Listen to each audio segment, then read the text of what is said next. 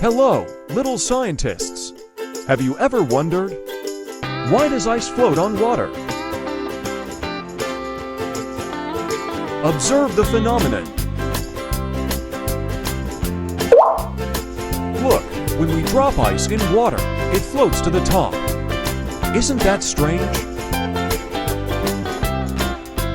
Compare densities. Ice is lighter than water, same volume. The secret is density. Ice is less dense than liquid water, so it floats. Zoom in on molecules. Comparing water and ice molecules. Water, molecules packed closely. Ice, molecules spread out like a snowflake pattern.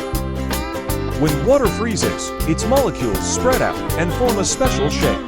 This makes ice lighter than water.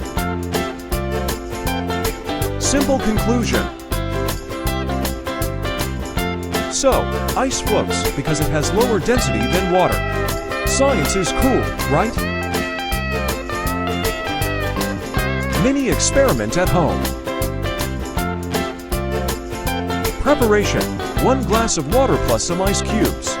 Put ice cubes in the glass and observe. Does the ice cube float? Come on, let's try it together.